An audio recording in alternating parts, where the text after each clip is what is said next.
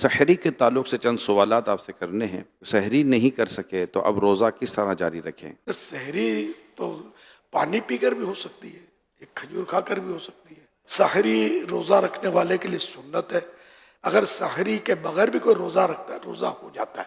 جو لوگ بغیر سحری کے روزہ رکھ لیتے ہیں کیا وہ گناہ گار ہیں؟ گناہ گار نہیں ہے. جو ٹی وی پر اذان ہوتی ہے اس سے سحری افطاری کی جا سکتی ہے؟ اعتماد نہیں کرنا چاہیے کہ اب جیسے کراچی میں بھی علاقے بدلتے ہیں تو کچھ ٹائم بدلتا ہے، لیکن ہمارے یہاں تو پورے کراچی کو جو کور کر لینا اس ٹائم پر یہ افطار سحری کے اعلانات کی ترکیب ہوتی ہے. لیکن ہر چینل یہ کرتا ہو یہ ضروری نہیں ہے، یہ احتیاط ہے. کیا سحری کرنے کے بعد دعا قبول ہوتی ہے؟ سحری کے بعد دعا قبول ہوتی ہے.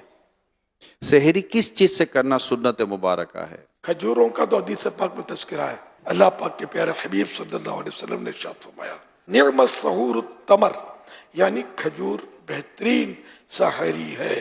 سحری کا وقت ختم ہو رہا ہو تو ٹوتھ برش کر سکتے ہیں؟ ٹوتھ برش اگر ٹوتھ پیسٹ بھی ساتھ میں ہے تو دیکھ لیں کہ منہ میں ذائقہ ختم ہو رہا ہو تو وہی بول رہا ہوں کہ اگر ٹوتھ پیسٹ بھی لگایا تو منہ میں ہو سکتا ہے کہ وہ ذائقہ اس کا رہ جائے اور پھر تھوک نکلے اس کا. تو یہ کیونکہ اس کی ٹوتھ پیسٹ کی جو ذائقہ ٹیسٹ جو ہے نا وہ آسانی سے جاتا نہیں ہے، دیر لگاتا ہے.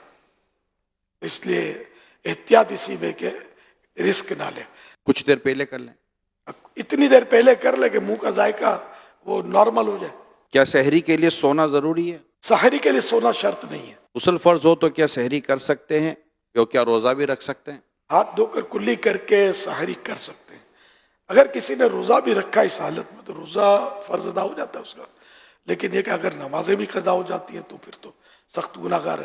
سحری کا افضل وقت کون سا ہے؟ سحری میں تاخیر کرنا یعنی لیٹ کرنا یہ مستحب ہے، مگر اتنی تاخیر بھی نہ کی جائے کہ صبح صادق کا شبہ ہونے لگے یا ڈاؤٹ ہونے لگے.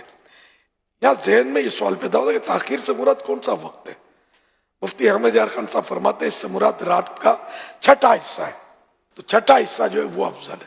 سحری کرنے کی کیا کیا نیتیں کی جا سکتی ہیں سحری میں؟ بہترین نیت یہ ہے کہ میں سرکار صلی اللہ علیہ وسلم کی سنت پر عمل کر رہا ہوں، روزے پر اس سے قوت حاصل کروں گا. واقعی روزے پر قوت حاصل ہوتی ہے. اب رات بھر کھائے پیے نہیں پھر روزہ رکھے گا تو جو حالت ہوگی. جب بھی کھانا کھائیں کوئی مطلب ایسی چیز جس سے قوت حاصل ہوتی ہو تو پھر اس میں یہ نیت اتنی کم از کم نیت کر لینی چاہیے کہ عبادت پر قوت حاصل کرنے کے لیے کھا رہا ہوں.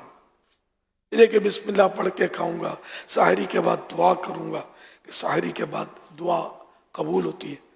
تو اس طرح مزید نیتیں اضافہ کر سکتے ہیں. روزے کی نیت کیا زبان سے کرنا ضروری ہے؟ نہیں، دل میں نیت ہونا کافی ہے.